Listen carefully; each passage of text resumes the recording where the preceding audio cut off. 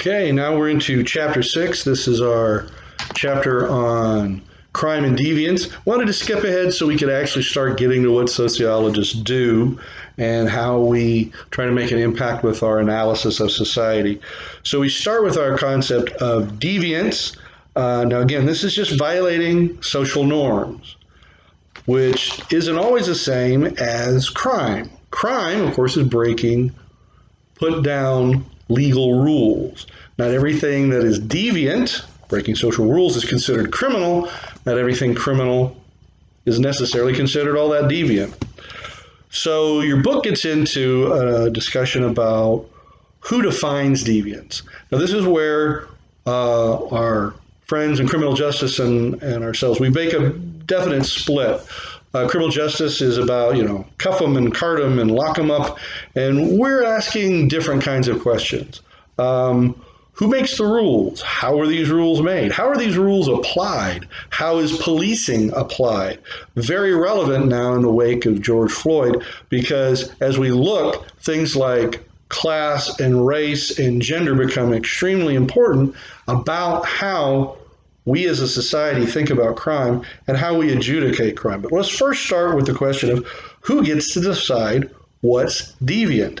Again, depending on where you're at, a lot of people might disagree about what is considered deviant or problematic. So if we find something really, really problematic, we declare it a crime. But even there, we might not necessarily agree. Certain states have legalized marijuana. Some states don't. Some consider it a major crime. Some consider it not at all a crime. We also take a look at something that's probably good to talk about deviance, which is juvenile delinquency. This is where we've decided certain things that adults are able to do, kids are not, or certain ages aren't. And this is where you get into like curfews for people under the age of 18, whether you can use tobacco or not. These are examples of juvenile delinquency laws applied to a certain group of people simply because we as a society said, that's too much, and we're going to make those rules that only apply to a certain degree of a certain section of the population. And that's clearly social control.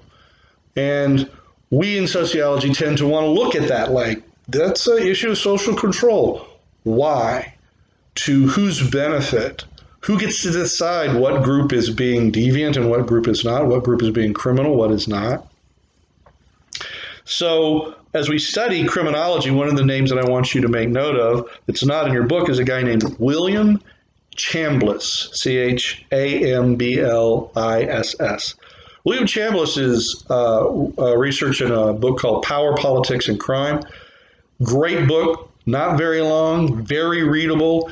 His research helped to begin the change in deciding that the crack laws, which is just cocaine with baking powder added to it, were disproportionately being applied to certain low-income communities of color, and that meanwhile, white people consuming the exact same drug, cocaine, in a powdered form were getting off with suspended sentences and probation while other people were getting mandatory year sentences. And that disparity was clearly a social. There was nothing pharmacological about it. There was no other reason than just society had decided, and decided that top down, where the group at the top decided this is bad and these people are then bad. What causes deviance? So we start with the functionalists. We start with Durkheim. Actually kind of like Durkheim here. He's actually a trendsetter for his day, because he said, you know what, deviance is good for society. It clarifies the rules when somebody breaks them. It unites a group either for or against a rule, and it promotes social change if we decide we want to keep or dispense with that rule. The next guy, Robert Merton, strain theory. Now, there's this little chart, if you will, that he has where he talks about conformity, innovation, ritualism, retreatism, and rebellion.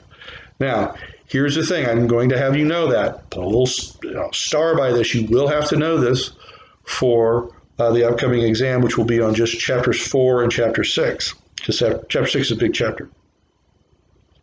So what's conformity? I like Merton because he says, there's no good and bad people. There are people that follow the rules. So society says, people want big houses and nice cars. And the approved of way, the means to get to that goal is to work hard and save your money. So if you follow that, you're not good or bad according to Merton. You're just a conformist. You're following society's rules. But what if I want a nice house and a nice car, but that work hard at a 9-to-5 job, that's just not me. Then innovation. He calls that innovation. So who would be an example of an innovator? Your friendly neighborhood drug dealer, probably be a good example of an innovator. Somebody who is saying, I like having lots of money, but that 9-to-5 job thing, that's just really not for me. So I'm going to innovate. I'm going to go outside of the system to try to find a way to make money. Then there's ritualism. This is where I work hard, but I never spend my money or do anything with it. So these are misers and workaholics. There's retreatism, where I say, you know what, I don't want either one. I don't want to work hard, and I don't want a big house and a nice car. I'm going to live up in the mountains, eat beef jerky, and wait till the end of the world. Doomsday prepper people. Those are retreatists. And the last category he had was rebellion. These were people that wanted new goals and new means for society. Now, we move over to what's called illegitimate opportunity theory. This is Cloward and Olin. And their research said basically in lower income communities, the way for advancement, the way to get ahead isn't to work hard and go to school, because there aren't any jobs and methods of advancement. In fact, the way to get ahead is to join a gang. That is the method for advancement in a area where deviance is controlling the opportunities for advancement. What do our conflict people say about deviance?